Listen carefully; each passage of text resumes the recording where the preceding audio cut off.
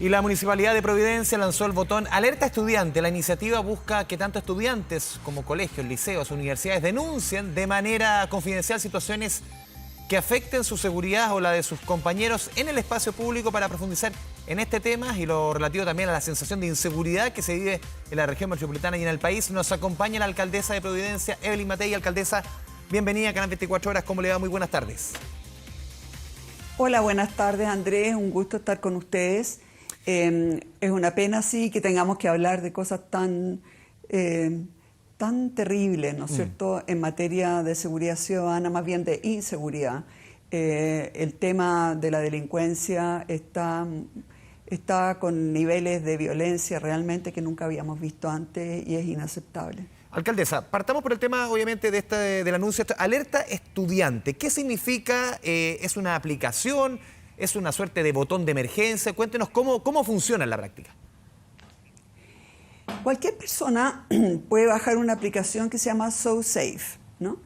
Y ahí entonces, por ejemplo, cuando usted está en el territorio de Providencia, si usted marca el botón de pánico, nuestro equipo de seguridad ciudadana, sabe inmediatamente dónde usted está, en qué parte de la comuna, sabe inmediatamente cuál es su teléfono y lo llamamos inmediatamente para saber qué es lo que le está pasando y vemos también cuál es el móvil más cercano por si tienen que ir rápidamente en ayuda, ¿no es cierto?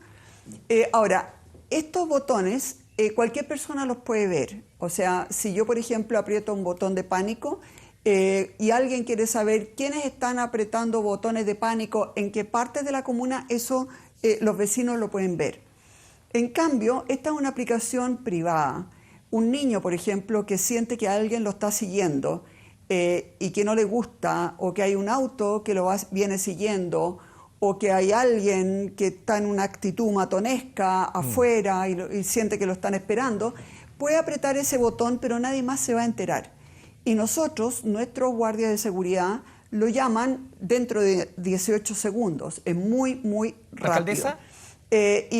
Y despachamos inmediatamente también patrulleros. ¿Y ahí cuál es el rango de acción de la seguridad, en este caso, de la comuna de Providencia? Porque uno ha visto otras medidas, claro, distintas respecto, y que siempre involucran a las guardias municipales, pero ahí siempre se vuelve al tema del rango de acción del guardia municipal. En este caso, ¿cuál sería el rango de acción de los guardias municipales de Providencia? Te quiero contar que nuestros patrulleros o guardias municipales hacen, por ejemplo, unas 600 detenciones al año.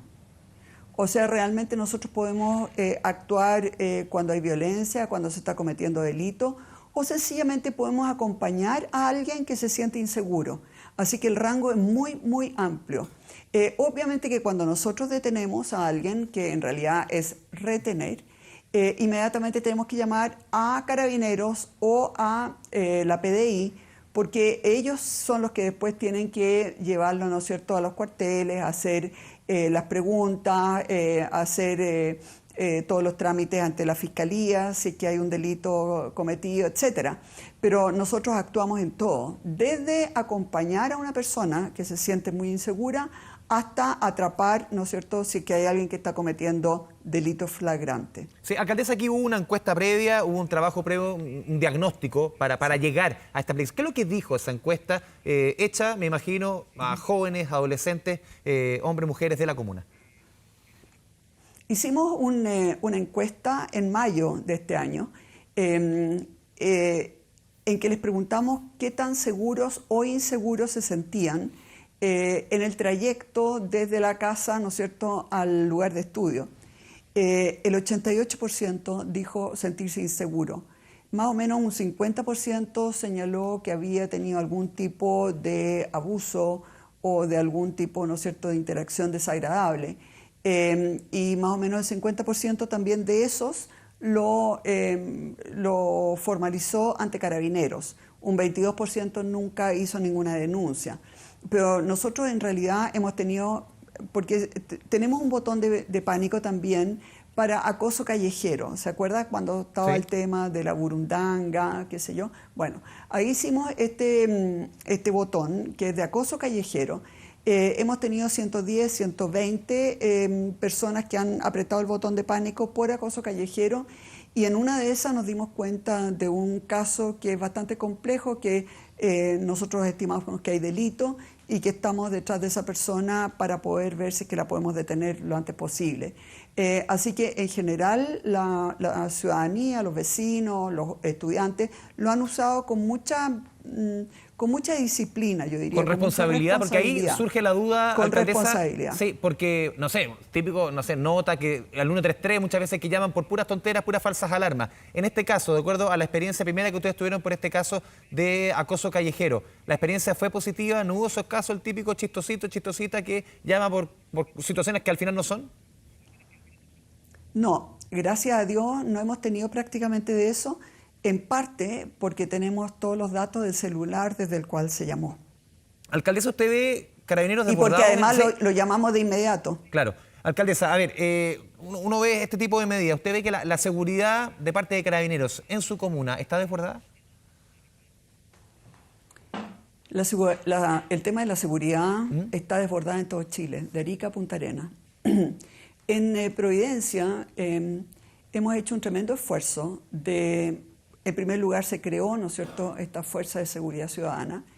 En segundo lugar, trabajamos de forma muy unida con Carabineros, con la PDI, con la Fiscalía y también con la ciudadanía.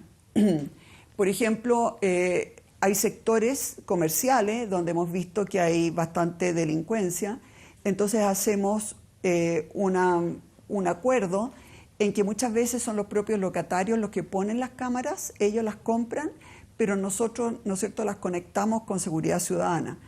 En muchos otros casos, por ejemplo, los vecinos nos avisan, oiga, anda una moto con 2 personas arriba, están dando vuelta y vuelta en actitud sospechosa, y esos avisos de los ciudadanos son los que en general nos permiten las detenciones.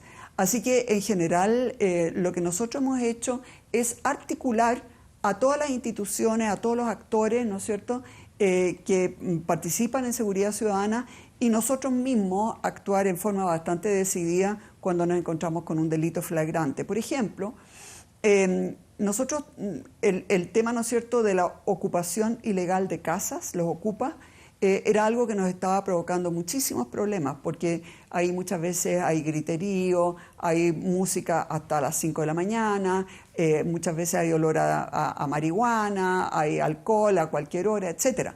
Entonces, nosotros les hemos explicado a los ciudadanos que si ellos nos avisan antes de 12 horas de que se hayan ingresado y tomado una casa, nosotros los podemos sacar rápidamente porque está en flagrancia. Entonces, esa conversación entre los vecinos que andan con los ojos abiertos y que nos avisan, y nosotros que reaccionamos rápido y tenemos abogados, etcétera, ha resultado en realidad muy buena. Pero eso no significa que estemos tranquilos. Sí.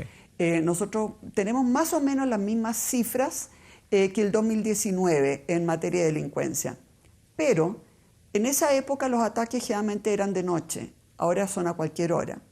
En esa época rara vez se veía pistolas, rara vez se escuchaban disparos, y ahora eso está sucediendo.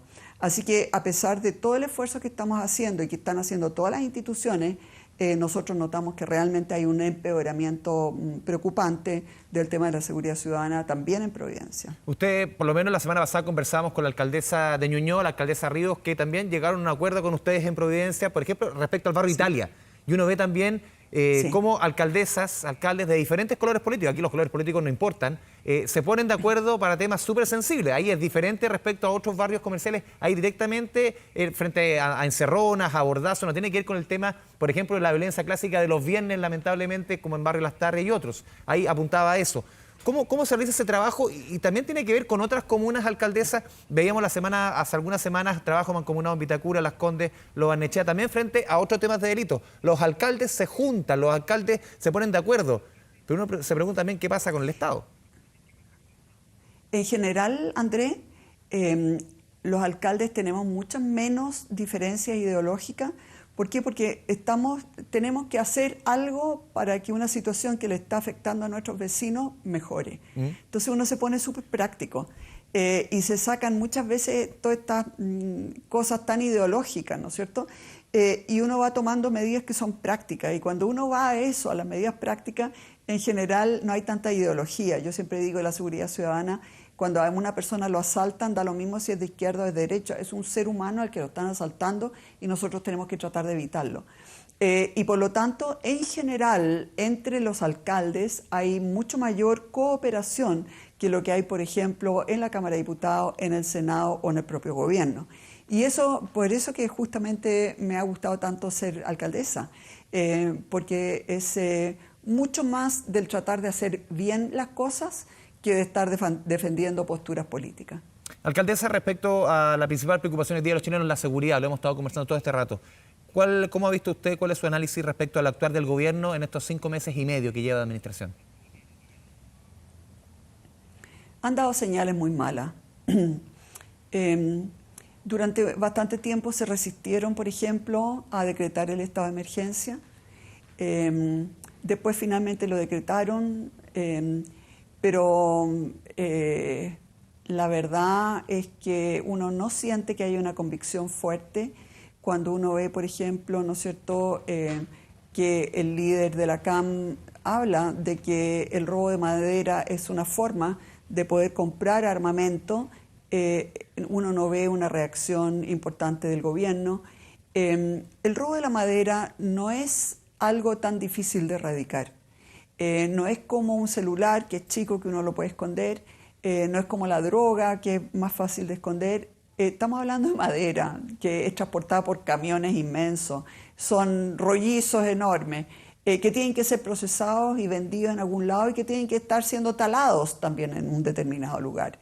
Yo no puedo entender que todavía exista robo de madera en Chile. O sea, con un poco de preocupación y buenas medidas, uno podría reducir eso a la nada misma casi. Yo no veo tampoco un liderazgo político en el Ministerio del Interior como para hacerse cargo de esta materia, y tampoco me gustó demasiado la reacción del presidente cuando le mostraron, ¿no es cierto?, en un programa de televisión ahora reciente, y él habló, ¿no es cierto?, de que eso era como una excepción, que estaban buscando cifras. Usó el cherry picking famoso, ese concepto. El cherry picking famoso. Me parece que esa no es la actitud, porque cuando uno realmente quiere corregir un problema, lo primero que tiene que hacer es reconocer que el problema existe y que el problema es grave. Y después ir viendo dónde está la gravedad, ir viendo cuáles uno puede abordar en forma inmediata, en cuáles en cambio hay que estudiar más, en cuáles a lo mejor hay que obtener más datos y más información, en cuáles a lo mejor hay que pedir ayuda internacional. O sea, pero yo no veo que exista ningún tipo de ese análisis. Han habido algunas acciones que yo las considero como muy básicas. No digo que estén mal. Por ejemplo, ¿no es cierto?, cuando se trata de sacar a los comerciantes de Meix o de la plaza de Maipú, me parece correcto. Pero perdón, eso no es algo que le debiera competir al gobierno. Eso es algo que nosotros en Providencia hicimos nosotros con nuestra prefectura de carabineros, con nuestra comisaría de carabineros y con nuestra gente. Eso no es algo a nivel del alto mando, de los mayores generales y del ministro. Los ministros debieran estar, a mi juicio, preocupados del tema de los narcotraficantes, de los grandes, ¿no es cierto?, del tema, ¿no es cierto?, del robo de madera, del tema de la droga en el sur y en las poblaciones, etcétera. Entonces, y uno no ve que haya un involucramiento importante en eso. Usted ha sido muy dura también con el rol y con el papel, el trabajo que ha hecho la ministra del Interior, Isquia Siches. Incluso usted ha dicho, yo he conversado con usted en otras instancias, en otros medios, usted ha dicho que no sabe del tema de seguridad. Y no necesariamente tiene que saber, ¿no? Un ministro no puede saber de todo aquello que de alguna manera le compete. El tema es que en aquellas cosas en las que uno no sabe, uno tiene que buscar buenos asesores, gente que de verdad sepa y confiar en ellos, escucharlos bien, permitirles que ellos tomen decisiones o que por lo menos te planteen cuáles son las cosas que uno podría hacer o decir, etcétera. Pero tampoco uno ve eso. Eso es lo preocupante. A ver, claro, yo no le puedo preguntar por el tema de la prueba de rechazo porque está en horario laboral. Obviamente por el tema de la Contraloría, sí. Usted no puede hablar. Pero ¿cuánto de lo que estamos hablando ahora, de la seguridad, del costo de la vida, puede estar influyendo justamente en esa decisión de fondo, alcaldesa, en la decisión del 4 de septiembre? Estos dos temas que son quizás los dos más importantes hoy día para millones de chilenos. Usted es economista, usted sabe lo que influye, la inflación, el costo de la vida en cualquier gobierno. Fue ministra del Trabajo. También la seguridad. ¿Cuánto eso está condicionando lo que vamos a elegir los chilenos y chilenas el 4 de septiembre? Yo creo que lo puede condicionar, Andrés. Obviamente que no tengo encuesta, no sé cómo influye ni cuánto influye, pero ¿cómo decirlo sin violar, ¿no es cierto?, sí, lo que la Contraloría nos ha determinado? Yo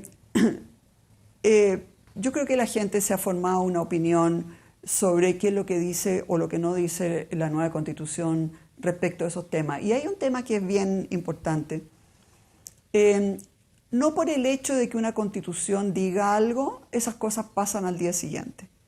Eso lo ha dicho el propio ministro o exministro, ¿no es cierto?, de Hacienda, Nicolás Izaguirre.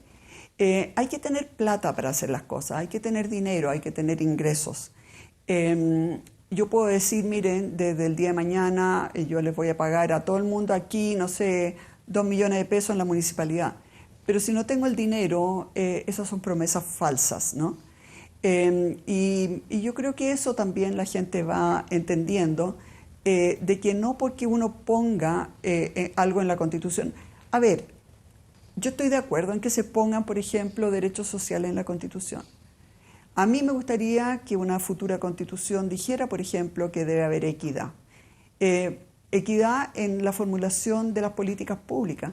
Porque yo por lo menos estoy, y siempre he estado convencida, que en la medida, ¿no es cierto?, de que un país haya menos diferencia entre los que más y los que menos ganan, ese es un país más estable en lo económico, en lo político, en lo social. Es un país donde probablemente va a haber menos delincuencia, un país en que va a haber menos violencia, un país donde va a haber más respeto. A mí, por ejemplo, me encantaría que efectivamente se dijera, como en otras constituciones, que las políticas públicas en su diseño tienen que considerar si éstas aportan o no a la equidad entre todos los chilenos. Esas cosas yo creo que hay que discutirlas, ¿no? Alcaldesa Evelyn Matei, alcaldesa de Providencia, le agradecemos este espacio con Canal 24 Horas. Muy buenas tardes. Un gusto hablar contigo, Andrés, que tengas buenas tardes. Chao, chao.